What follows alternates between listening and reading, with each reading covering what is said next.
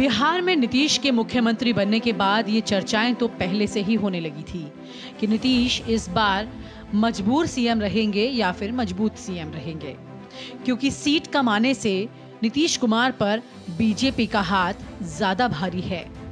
बिना बीजेपी के वो कोई फैसला नहीं ले सकते और अब तस्वीर ऐसी दिखने भी लगी है। नीतीश कुमार अब फैसले लेने में काफी दबाव भी महसूस कर रहे हैं। ऐसे में बिहार में फैसले फिर ले कौन रहा है? सुशील मोदी दिल्ली आ चुके हैं, राज्यसभा सांसद बन चुके हैं। एक बड़ा चेहरा जो कि बीजेपी की तरफ से बिहार की राजनीति में अपना बड़ा दखल रखता था, अब वो वहां नहीं है। तो कौन है जो इस वक्त बिहार की राजनीति में फैसले ले रहा है? कौन है जो मंत्रालयों के फैसले कर रहा है?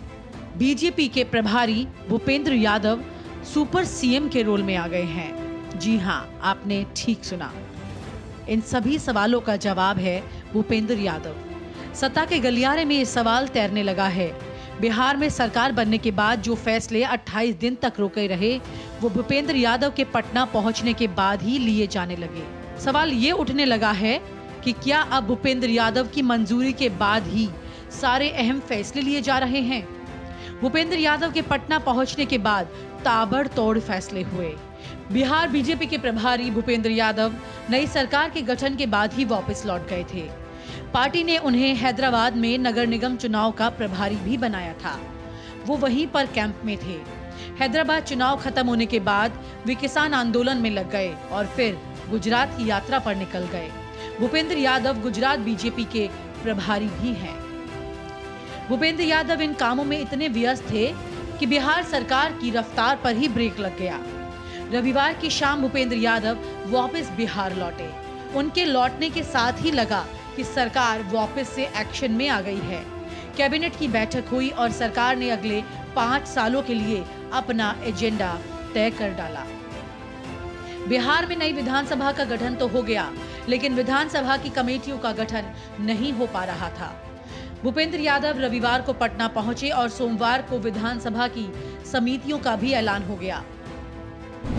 28 दिन से नहीं हो रही थी कैबिनेट बैठक। बिहार में 16 नवंबर को नीतीश कुमार की नई सरकार बन गई। अगले दिन यानी 17 नवंबर को कैबिनेट की औपचारिक बैठक हुई थी। संवैधानिक बाध्यताएं थी। उसके बाद से कैबिनेट की बैठक भी नहीं हो पाई थी। सत्ता से जुड़े लोग हैरान थे कि नीतीश कुमार के राज्य में ये अजीब वाकया आखिरकार क्यों हो रहा है। हर सप्ताह होने वाली कैबिनेट की बैठक पर ब्रेक क्यों लगा हुआ है। 4 सप्ताह से बैठक ही नहीं हुई थी, लेकिन जैसे ही भूपेंद्र यादव पहुंचे, काम तेजी से होने लगा। आपको याद दिला देते हैं कि भूपेंद्र यादव अमित शाह के दाहिने हाथ माने जाते हैं और उनके तमाम फैसलों को जमीनी स्तर पर उतारने का काम यही करते हैं। यानी कि अब बिहार में भी नीतीश कुमार की सरकार में फैसले अमित शाह ही ले रहे हैं।